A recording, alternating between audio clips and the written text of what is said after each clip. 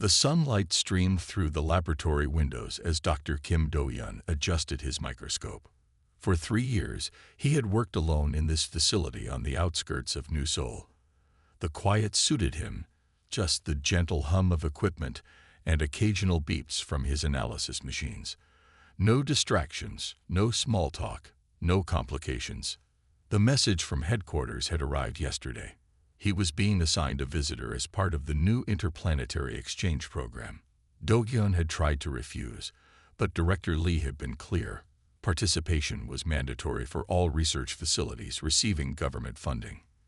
"Your work is important," Director Lee had told him during their video call. "But so are our diplomatic relations with the Lumi. This exchange program will strengthen our alliance." Do-yeon sighed as he glanced at the clock. His unwanted guest would arrive in exactly 7 minutes. He straightened his already tidy workspace, more from nervous energy than necessity. The Lumi were Earth's newest allies in the expanding interstellar community. They had made contact just 18 months ago, and this exchange program was the first major cultural initiative between the species. The Lumi would send representatives to live with human hosts, learning their customs while helping with daily tasks. A cultural exchange with benefits, as the program brochure had described it.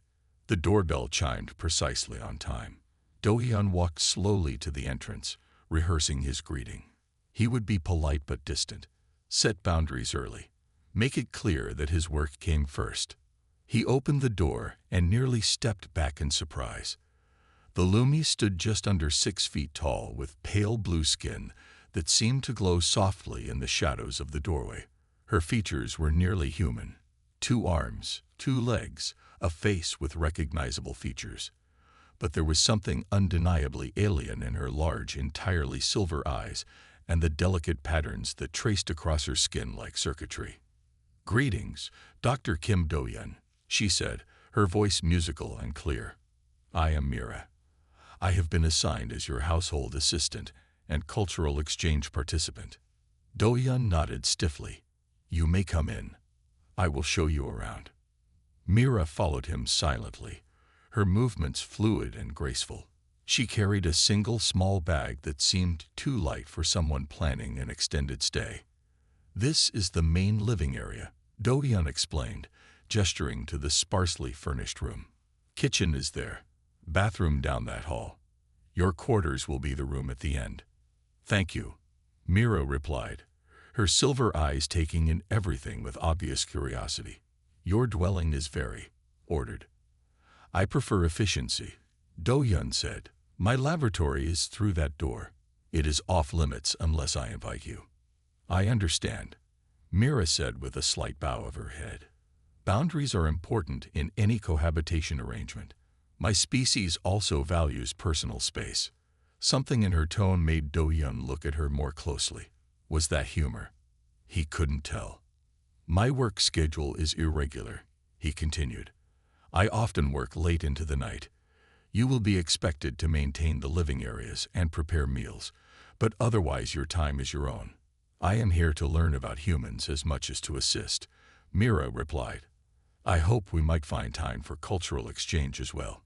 Do-yeon frowned slightly. "We'll see. My research takes priority." "May I ask what you study?" The question surprised him. Most people didn't bother asking about his work. Their eyes glazed over the moment he mentioned molecular biology. "I'm researching cellular regeneration across species," he answered cautiously, "looking for universal principles that might lead to better medical treatments." Mira's eyes brightened noticeably. "That sounds fascinating. My people have some advancement in regenerative medicine. Perhaps this knowledge could be part of our exchange." Do-yeon felt a flicker of interest despite himself. "Perhaps. We'll discuss it another time. For now, settle into your room. The kitchen is stocked if you wish to prepare something." He retreated to his lab, sliding the door firmly shut behind him. Through the glass panel, he watched as Mira explored the kitchen, her movements deliberate as she examined the appliances with careful touches. The next few days established a routine of sorts. Do-yeon spent most of his time in the lab, emerging only for meals or sleep. Mira kept the living areas spotless and prepared meals that were surprisingly good, simple Earth ingredients combined in ways he hadn't considered. She attempted conversation occasionally, but Do-Yun gave short answers, returning to his work as quickly as possible. Still, he found himself watching her sometimes. The way her skin seemed to pulse with a subtle blue light when she was concentrating. How she hummed softly to herself while working. The careful way she handled every object, as if learning its purpose through touch. One evening, as Do-Yun ate dinner alone at the small table, Mira approached with a cup of tea. "I noticed you consume this beverage when you are tired," she said, placing it beside him.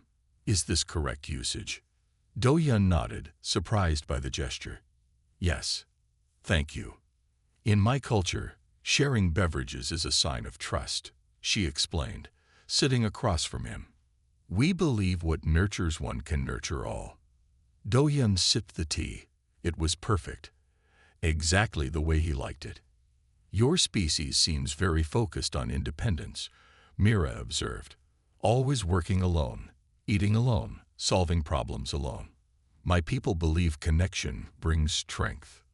Different evolutionary paths lead to different cultural values," Do-Yun replied automatically, falling into his scientific mindset. "Yes," Mira agreed, her silver eyes studying him. "But sometimes different paths can reach the same destination." Before Do-Yun could respond, his phone buzzed with an alert from the lab.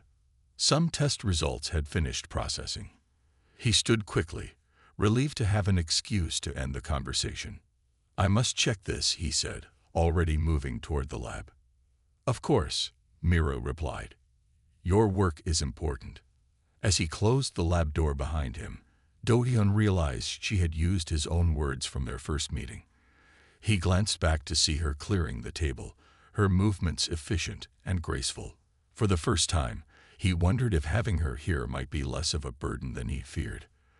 The soft glow of morning hadn't yet reached the windows when Do-Yun woke with a start. Something felt wrong. His eyes flew open to complete darkness, but he sensed a presence above him. As his vision adjusted, he realized someone was hovering directly over his body. "What?" he gasped, his heart racing as he scrambled backward against his headboard. The figure above him glowed with a faint blue light. Mira. She was positioned just inches above him, her body parallel to his, her silver eyes focused intently on the ceiling. "Please remain still, Dr. Kim," she said calmly. "There is danger. Get away from me." Do-Yun tried to push past her, but found she was surprisingly strong, her arms braced on either side of him. "I cannot. Your safety depends on it. What are you doing?" he demanded, his voice shaking with a mix of fear and anger. Mira's skin pulsed with stronger light as she spoke. "I detected radiation in your room. My body can absorb it safely. Yours cannot." "Radiation? That's impossible. This facility has shielding." "Your shielding has failed," she interrupted. "I sensed it at 3:17 this morning. The signature matches unstable quantum particles. They are invisible to humans but harmful with exposure." Do-Yun fell silent, his scientific mind working through her explanation. If she was right, he would have no way to detect such radiation without specialized equipment. "How long?" he asked, his voice quieter now. "The burst will last approximately 7 more minutes if the pattern holds. Please remain beneath me until then."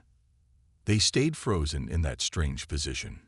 Mira suspended above him like a living shield, her skin glowing brighter as the minutes passed. Do-Yun noticed small ripples of discomfort cross her features, though she made no sound. "Is it hurting you?" he asked. "My species evolved on a planet with similar radiation. I can process it, but it requires effort," she explained. "Your welfare is my responsibility while I am your guest."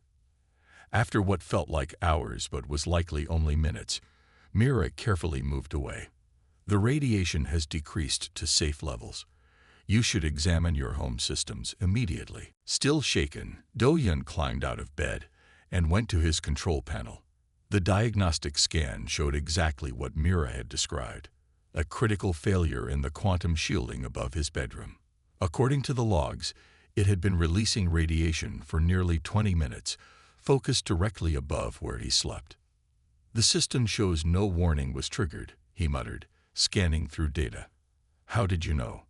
My people can sense energy fluctuations. It is how we navigate our world, Mira explained, standing a respectful distance behind him. I felt the change from my room and came to investigate. Do-yeon turned to look at her properly. Her normally blue skin had faded to a pale gray, and she seemed to be standing with effort. You're unwell, he observed. The absorption process takes energy. I will recover with rest. For the first time since her arrival, Do-yeon truly saw Mira, not as an intrusion or an obligation, but as someone who had just saved his life at personal cost. Thank you, he said quietly. It was necessary, she replied simply. Sit down, please. He gestured to the living room couch. Can I get you anything? Water, food. Water would help, and exposure to natural light accelerates recovery for my kind. Do-yeon fetched water and opened all the blinds to let in the first rays of dawn. Mira sat in the patch of sunlight, her skin gradually regaining its blue hue as she drank. This malfunction troubles me, Do-yeon said, examining the diagnostic panel again. Quantum shields don't fail like this naturally. I noticed something unusual in the energy pattern, Mira offered. It seemed directed. Do-yeon's hands froze over the controls.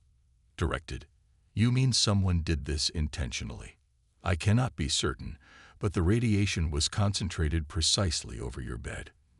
Natural failures typically affect broader areas. A chill ran through Do-yeon that had nothing to do with the morning air. He began typing rapidly, pulling up security logs and access records. There, he said, pointing to an anomaly in the data. Remote access to the environmental systems at 2:58 this morning. No authorized user logged. Mira moved to stand beside him, her strength seemingly returning. Someone breached your security. But why target me? I'm just a researcher. What are you researching? Mira asked, her silver eyes reflecting the screen's light. Do-yeon hesitated, then decided to trust her. After all, she had just saved his life. He led her to his laboratory and unlocked his main computer. Universal regenerative medicine, he explained, pulling up his recent findings. I've discovered similarities in cellular repair mechanisms across species, human, Lumi, and 3 other allied races. My theory is that we could develop treatments that work for all intelligent species despite our biological differences. Revolutionary, Mira whispered, studying his diagrams. This could change interspecies medicine forever. It's still theoretical, Do-yeon cautioned, but the early results are promising. Such research would be valuable. And threatening to some, Mira observed. There are groups who oppose interspecies cooperation. Medical independence is power. Do-yeon had never considered the political implications of his work. He had pursued knowledge for its own sake, focused on the potential benefits. You think someone tried to kill me because of my research? It seems a logical conclusion, Mira said. Someone went to great lengths to harm you in a way that would appear accidental. Do-yeon sank into his chair, suddenly overwhelmed. What do I do now? I can't just abandon my work. No, Mira agreed. Important work should not be abandoned because of fear. She placed a hand lightly on his shoulder. But perhaps you need not work alone anymore. Her touch was surprisingly warm, comforting even. Do-yeon found himself not pulling away as he normally would. I have training in security protocols for my kind, she continued. And clearly I can detect threats your systems miss. If you will accept my help, we can protect your research, and you, together. Do-yeon looked up at her, seeing not an alien or an imposed houseguest, but a potential ally. Someone who had already proven herself trustworthy in the most fundamental way. I'd like that, he said finally. Thank you. As morning light filled the laboratory, Do-yeon realized his carefully constructed solitude had been shattered, not by an intrusion, but by an unexpected connection. For the first time in years, he wasn't facing a problem alone. Do-hyun hadn't slept in 30 hours. His eyes burned as he stared at the screen, lines of code blurring before him. Beside him, Mira sat perfectly still, her silver eyes reflecting the changing light of the display. They had been examining the system breach since discovering it, searching for any clue about who had tried to kill him. "There must be something we're missing," Do-hyun muttered, rubbing his tired eyes. The security logs showed the intrusion but revealed nothing about its source. Every trail seemed to end in digital dead ends. "Perhaps we are looking in the wrong place," Mira suggested. She had fully recovered from protecting him, her skin now glowing with its normal blue intensity. "The attack targeted your research. Maybe there are clues there." Do-hyun nodded slowly. It made sense. He switched screens, pulling up his research database. The files appeared normal at first glance. Experiment logs, test results, theoretical models of cross-species cellular regeneration. "Can you tell me exactly what you were working on before the attack?" Mira asked. "I had just completed a successful test merging human and Lumi healing factors," Do-hyun explained, navigating to the file. "It was a breakthrough. The combined treatment increased recovery rates by 200% in test tissues from both species." Mira leaned closer to the screen. "May I?" she asked, gesturing toward the keyboard. Do-hyun hesitated, then nodded. No one else had ever touched his research systems before. Mira's fingers moved with surprising speed over the keys. She wasn't just typing. She was scanning through data at a pace Do-hyun could barely follow. "Your species reads differently than mine," she explained, noticing his surprise. "I can process patterns rather than individual symbols. It's faster." Suddenly she stopped, her finger pointing to a small anomaly in the data stream. "There. This sequence doesn't match the pattern." Do-hyun squinted at the screen. It looked like normal test results to him. "What do you see?" "A hidden data packet. It's embedded in your results, disguised as normal readings." Mira typed rapidly, isolating the section. "Someone has placed information inside your research files." With a few more keystrokes, she extracted the hidden data. Numbers and letters appeared on screen. Coordinates, dates, and names. "These are researchers," Do-hyun realized, scanning the list. "Dr. Ju from Central University. Dr. Minho of the Coastal Laboratory. I know these people. They're all working on interspecies medical projects." "And these dates?" Mira asked, pointing to the numbers beside each name. Do-hyun's face paled as understanding dawned. "They match reported accidents. Ju was hospitalized after a lab fire last month. Minho nearly drowned when his coastal research station flooded." "Not accidents," Mira said quietly. "Attacks." They looked at each other, the reality of their discovery sinking in.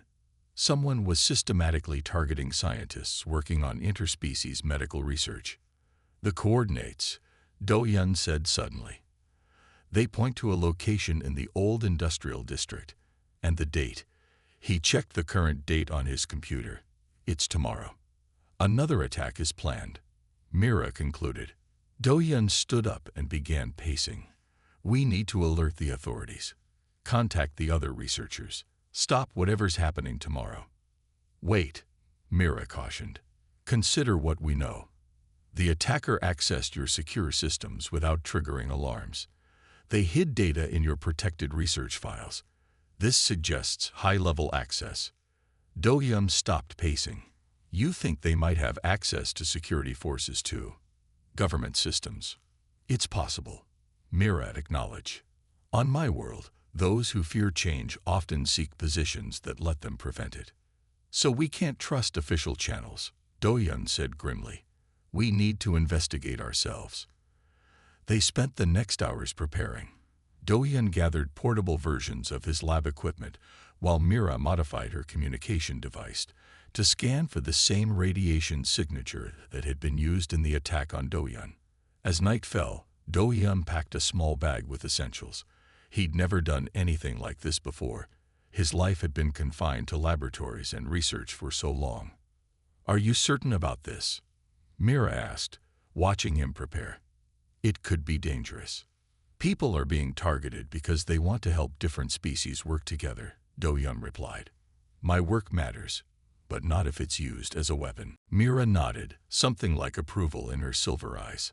"On my world, we have a saying. Knowledge protected is wisdom expressed. We should rest before tomorrow," Do-Yun suggested. "We'll need to be alert." Sleep didn't come easily. Do-Yun lay awake, mind racing with possibilities. Who would want to stop interspecies medical research? Who had the power and resources to coordinate attacks across multiple facilities?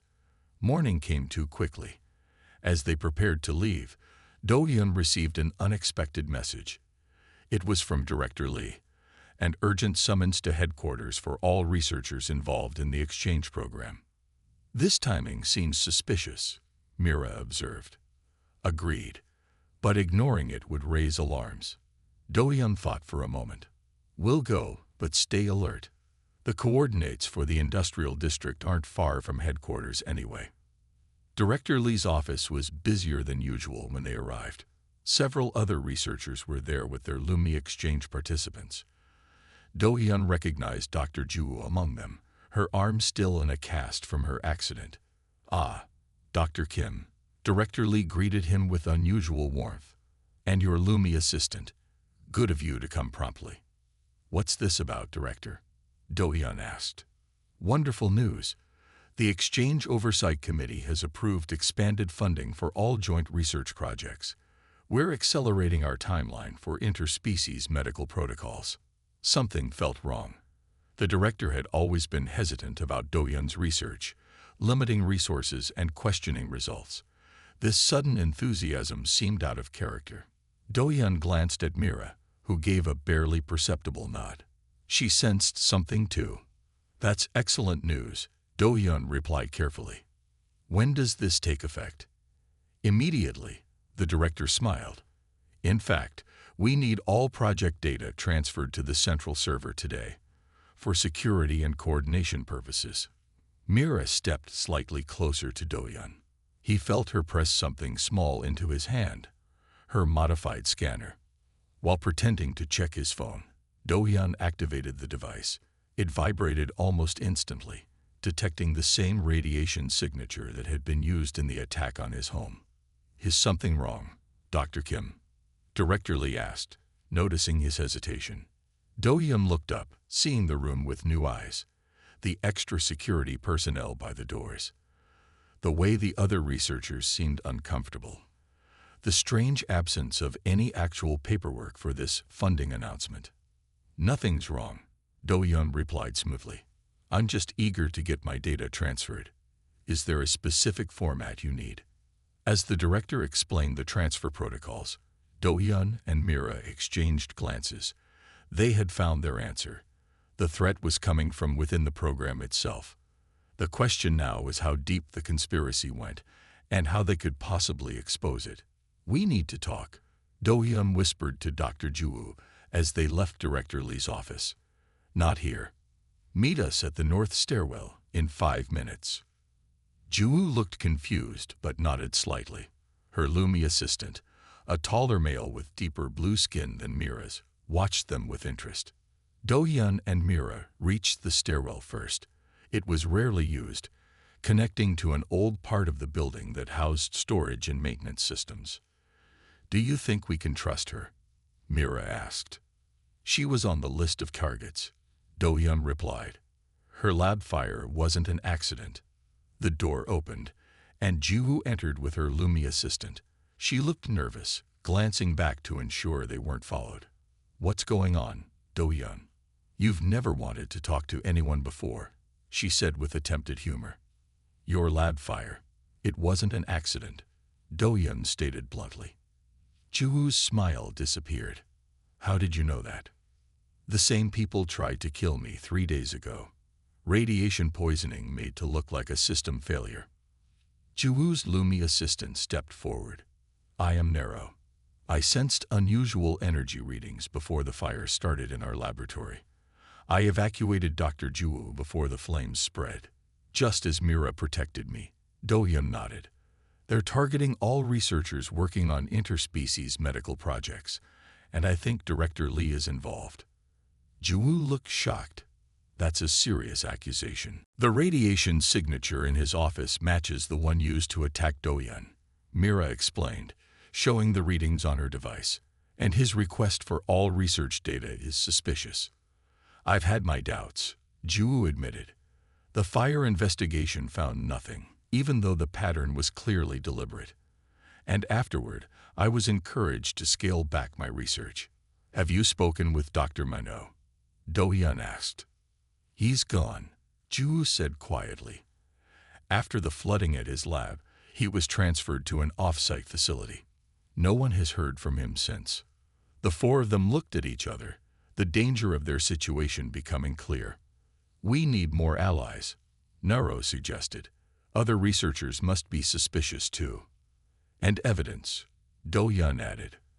Accusations won't be enough. We need proof of who's behind this. Juwu pulled out her tablet. I've been keeping my own records since the fire. Strange communications, unusual visitors to the facility. I thought I was being paranoid. They reviewed her data, comparing it with what Do-hyun and Mira had discovered. A pattern emerged, a shadow organization operating within the exchange program itself, called Pure Science Initiative. Their goal seems to be keeping medical advances separate by species, Mira observed, preventing any unified approach. But why? Do-hyun wondered. Universal treatments would benefit everyone, not those who profit from selling different medicines to different species, Juwu pointed out, or those who want to maintain power by controlling who gets medical care. The coordinates we found, Do-hyun remembered suddenly. They point to a location near here. Something is happening there today. They agreed to investigate in pairs. Do-hyun and Mira would check the coordinates while Juwu and Naro gathered more allies from among the researchers. The industrial district was largely abandoned, filled with empty warehouses and forgotten factories. The coordinates led to a nondescript building with no signs or identifying markers. Approach carefully, Mira advised as they observed from across the street. I detect multiple life forms inside. They found a side entrance with minimal security, just a simple keypad lock that Do-hyun was able to bypass using a device from his lab. Inside, they discovered rows of manufacturing equipment. Medical synthesizers, Do-hyun whispered, recognizing the machines. High-end ones. But what are they making? They moved deeper into the facility, hiding behind equipment whenever voices approached. Eventually, they reached a glass-walled room where scientists in white coats worked at stations. That's Dr. Minho, Do-hyun gasped, spotting his missing colleague. Minho didn't look like a prisoner. He moved freely, giving instructions to assistants. On the wall behind him was the logo of Pure Science Initiative. He's working with them, Mira concluded. Perhaps not everyone on the target list was a victim. They watched as Minho inspected vials of colorful liquids. Each was labeled with a different species name. Species-specific treatments, Do-hyun realized. They're taking our universal research and splitting it into separate medicines for each species, creating dependency, Mira added. If each species needs different treatments, they remain dependent on whoever controls the supply. They had seen enough. As they turned to leave, Do-hyun accidentally bumped a tray of tools, sending metal instruments clattering to the floor. Alarms immediately blared throughout the facility. Security personnel appeared from multiple doorways, blocking their escape routes. This way, Mira urged, pulling Do-hyun toward a narrow maintenance corridor. They ran, hearing footsteps close behind them. The corridor ended at a loading dock. Just as they burst through the door, a vehicle screeched to a halt in front of them. The door opened to reveal Juwu at the wheel, with Naro beside her. "Get in," she shouted. They leaped into the vehicle as security guards emerged from the building. Juwu accelerated away, tires squealing on the pavement. "How did you find us?" Do-hyun asked, breathing hard. We didn't come alone, Nero explained. We brought help. Jiwoo drove to a small warehouse several blocks away. Inside, a group of researchers and their Lumi assistants had gathered. Do-hyun recognized many of them from the target list. Everyone here has either been attacked or noticed suspicious activity around their research, Jiwoo explained. We've formed an alliance. We need to move quickly, said an older researcher Do-hyun knew as Dr. Sunwoo. After your escape, they'll accelerate their plans. Do-hyun described what they had seen at the facility. The alliance members shared their own experiences, building a complete picture of the conspiracy. They're planning something at the Interplanetary Medical Conference next week, Dr. Sunwoo revealed. All our research will be presented there. A perfect opportunity to discredit universal treatment approaches, Mira suggested, or replace the real research with their modified versions. The Alliance worked through the night, pooling their knowledge and resources. The humans provided scientific expertise and institutional access, while the Lumi offered unique perceptual abilities and protective skills. As morning approached, Do-hyun found himself in a position he'd never imagined. At the center of a diverse team, planning to expose a conspiracy that reached to the highest levels of the exchange program. Can we really do this? He asked Mira quietly as others finalized details. Alone, no, she replied. Together, our chances improve greatly. Do-hyun nodded, looking around at the unlikely alliance they had formed. Scientists who normally competed were now collaborating. Humans and Lumi working as equal partners rather than hosts and guests. Maybe this is what they truly feared, he said. Not just unified medicine, but unified purpose. The grand hall of the Interplanetary Medical Conference buzzed with activity. Scientists from a dozen worlds mingled beneath crystal chandeliers, their diverse forms creating a living tapestry of interstellar cooperation. At least on the surface. Do-hyun adjusted his bow tie nervously. The formal attire felt strange after years of lab coats and casual clothes. Beside him, Mira wore a simple silver dress that complemented her blue skin. They had spent 3 days preparing for this moment. Director Lee just arrived, Mira whispered, her silver eyes tracking movement near the entrance, with Dr. Minho and 4 security personnel. Do-hyun nodded slightly. Everything was unfolding as expected. Their alliance had determined that the Pure Science Initiative planned to use the conference to announce a breakthrough. Separate treatments for each species based on stolen research, discrediting the universal approach. Is everyone in position? Do-hyun asked quietly into his hidden microphone. Ready in the control room, came Jiwoo's voice. Nero has accessed the presentation system. Security team standing by. Confirmed Dr. Sunwoo from another part of the hall. Do-hyun took a deep breath. For someone who had spent his life avoiding people, he now found himself at the center of a complex operation involving dozens. Director Lee took the stage, smiling broadly at the assembled scientists. Welcome to the future of interspecies medicine, he began. Today, the Pure Science Initiative will demonstrate how specialized treatments for each species represent the true path forward. As he spoke, technical staff set up demonstration stations around the hall. Each contained species-specific medical devices and treatments, all bearing the Pure Science Initiative logo. Now, Dr. Minho will explain the scientific basis for our approach, Director Lee announced. Minho stepped forward, looking confident. My colleagues and I have conclusively proven that universal treatments are impossible. Each species requires unique solutions tailored to their biology. Do-hyun felt anger rising as Minho displayed research data, his research data, altered to support the opposite conclusion. Now, Do-hyun whispered into his microphone. The lights dimmed unexpectedly, causing confusion. When they returned, all the display screens showed different content, the true research data, alongside evidence of the conspiracy. What is this? Director Lee demanded, tapping frantically at the controls. Do-hyun stepped forward, his voice carrying through the suddenly quiet hall. This is the truth, Director. The Pure Science Initiative has been sabotaging universal medical research, attacking scientists, and stealing their work. Murmurs spread through the crowd as the screens displayed evidence gathered by the Alliance. Security footage of lab accidents being staged, communications between conspirators, financial records showing payments to saboteurs. These accusations are absurd, Director Lee sputtered. Security, remove him.